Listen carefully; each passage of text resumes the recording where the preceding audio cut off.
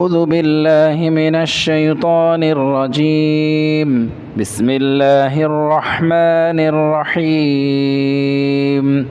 الذين إن مكناهم في الأرض أقاموا الصلاة وآتوا الزكاة وأمروا بالمعروف ونهوا عن المنكر ولله عاقبة الأمور। মহান রব্বুল আলামিন মুমিনদের ইমানদার বান্দাদের গুণাবলী বর্ণনা করতে গিয়ে বলেন, ইমানদাররা হচ্ছে এমন, তাদেরকে আল্লাহ রব্বুল আলামিন যদি পৃথিবীর ক্ষমতা তাদের হাতে দেন, দেশ পরিচালনার দায়িত্ব যদি আল্লাহ রব্বুল আলামিন তাদেরকে প্রদান করেন, তাহলে তাদের প্রধান দায়িত্বগুলো হচ্ছে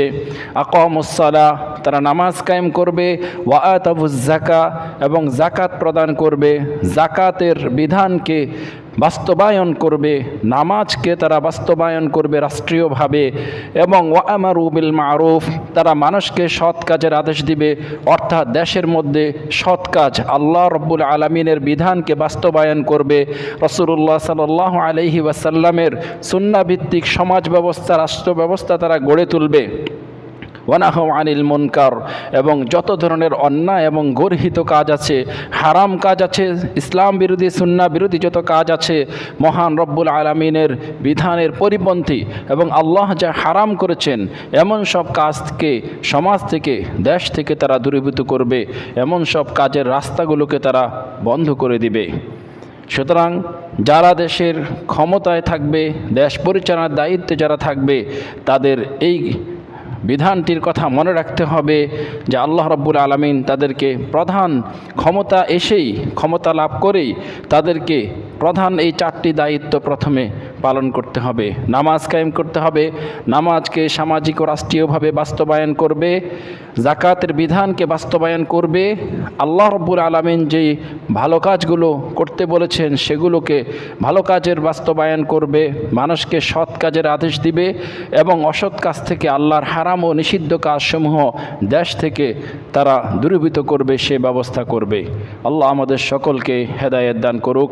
এমন সব লোকদেরকে, আমাদের এই প্রিয় মাতৃভূমি সংখ্যাগরিষ্ঠ মুসলিম দেশ বাংলাদেশ, এই দেশের ক্ষমতায় যেন এমন সব লোকরাই দায়িত্বপ্রাপ্ত হন যারা এই চারটি বিধানকে পুঙ্খানুপুঙ্খানুভাবে পালন করবে, এবং মুসলিম দেশের মুসলিম নাগরিক হিসেবে আমাদেরও দায়িত্ব এমন সব সৎ ও নেককার পরহেজগার আল্লাহ ভীরু লোকদেরকেই সমর্থন করা যাদের মাধ্যমে আল্লাহর এই বিধানটি বাস্তবায়ন হবে। অন্যথায় ক্ষমতাশালী যারা হবে তারা যেরকমভাবে আল্লাহর কাঠগড়ায় দাঁড়িয়ে জবাব দিতে হবে, ঠিক তেমনিভাবে যাদের সমর্থনে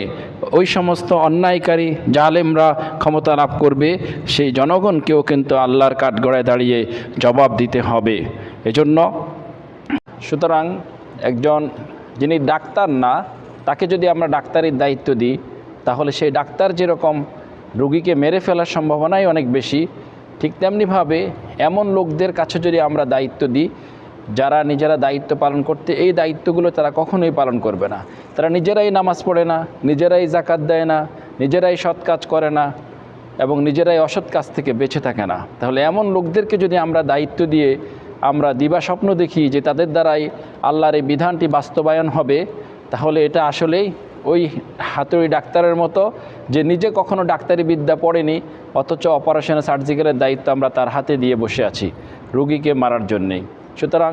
এমন লোকদেরকেই দায়িত্ব দিতে হবে যারা আল্লাহর এই দায়িত্বটি পালন করতে সক্ষম এবং এই দায়িত্ব পালনে যারা যোগ্যতা সম্পন্ন। মহান আল্লাহ আমাদেরকে সঠিক সিদ্ধান্ত নেওয়ার, সঠিক পথে চলার তৌফিক দান করুক, আমিন।